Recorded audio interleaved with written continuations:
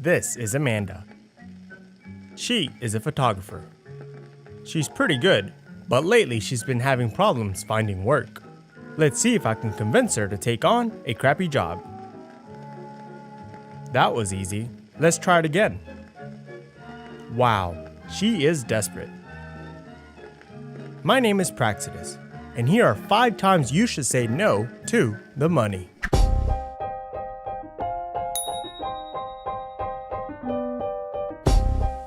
Hey you, get out of there!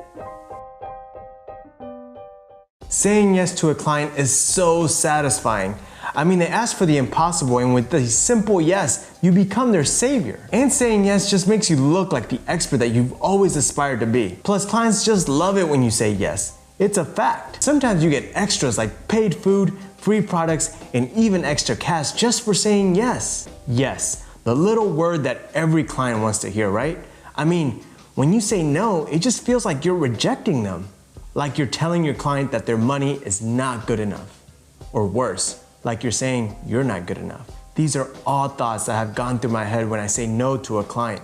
I hated saying no. It just felt so icky. Over time, I realized that I was making a big deal out of something so trivial, and that in fact saying no was not only appropriate at times, but really it was my only option. Saying no is not rejection, it's protection. Let me explain. In your business relationship with your client, you are the expert. The customer is not always right, and it's important that you make that clear when you engage with your client. After all, they're hiring you for your expertise, all of it, not just your creative skills, but your ability to look at your past failures and learn from them and prevent future mistakes. I know you don't want to lose your money, and neither does your client. When you say no to a client... Did you say you have more money? No, get out of here, man. Sorry about that. When you say no to a client, you're protecting their money and your own. You're preventing something terrible from happening and avoiding ruining your reputation as a professional creative. You may be the best of the best in your field, but it's important to know your limits. I'm not saying that you're not capable of amazing things or that you couldn't simply outsource a tedious job, but never overpromise. Clients don't need to hear yes to feel confident in their decision to work with you. Believe it or not, clients will actually hold you in a higher esteem when you say no if it's appropriate. Actually, they're paying you to say no. Remember, you're the expert. So here are my 5 times you should say no to a client. Number 1, say no when you can't do the job. When I started freelancing, I was fortunate enough to have clients that would allow me to experiment. It was really cool that they would let me take my time, try different options, and really push my limit. It was awesome, but it led to a series of tons of bad habits. The worst one being that I would just say yes to tons of jobs. As I started growing, I continued to take on jobs that I had no idea how to approach. My business was growing so fast that I eventually overbooked and overpromised so many projects that I couldn't do any of them. I angered so many clients and embarrassed myself, and I quickly learned my limits. Remember these words: don't overpromise or you promise to fail. An example of this is when you don't have the hardware to complete the project. Sure, you can go out and rent the equipment, but if you've never used that gear before, it's probably not a good idea to experiment with your client's money. Another reason might be that you just simply don't have the skills to complete the job. In that case, you can outsource the job to a partner that you trust, but if you can't do that, it's just better to say no. Lastly, you might not be able to do the job because it conflicts with your schedule. Don't take on jobs unless you're 100% sure you can complete it by the deadline. Maybe you have another client booked. Don't cancel on one client for another because it only takes one person to ruin you on social media. Or you may have a scheduled vacation. Unless they're offering your dream job or your dream client, don't cancel your vacation. You need time to decompress and to reward yourself for all your hard work. On a similar note, you should have a person that you trust that you can refer your clients to during occasions like that. To wrap this up, don't take on jobs unless you can fully commit and ensure their success. Number 2, say no when a client asks you to do something for free.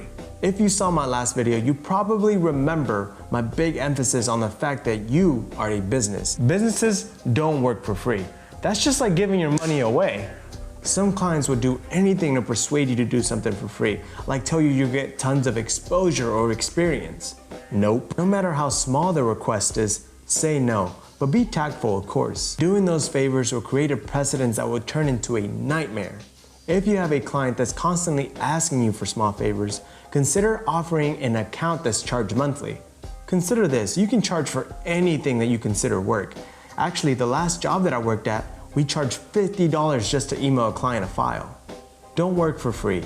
Your freelance business is not a hobby, and clients will understand that. Number 3, say no when a client asks you to break your values. This one's a little tough. Obviously, you say no when a client asks you to steal something or infringe on another creative's copyright. You often hear the phrase, everyone has a price. Sure, that's true, but I mean, I would not create something condoning murdering puppies. Throw a couple million of these in my face and I might have a problem sticking to my values. Don't do it, guys. Realistically, one project's not gonna pay your bills forever, but I will promise you this, you will always regret that job.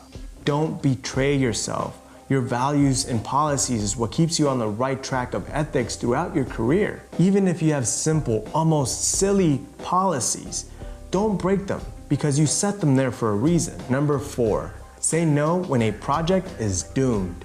Sometimes clients ask for the impossible.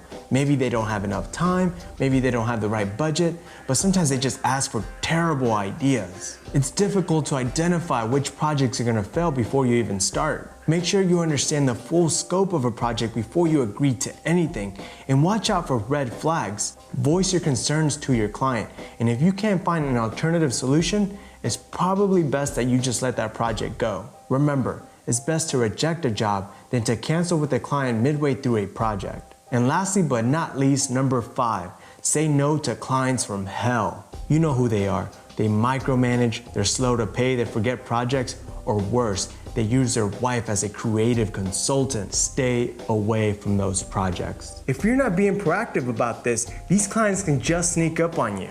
It's important as soon as you get a bad feeling about them that you cut them loose. Keep note of the bad experiences that your partners or associates have had with specific clients. Make sure that you research your clients before you work with them. Scrub their Yelp and their Better Business profile. Better yet, interview your client before you do anything for them and figure out if you're a good fit for each other.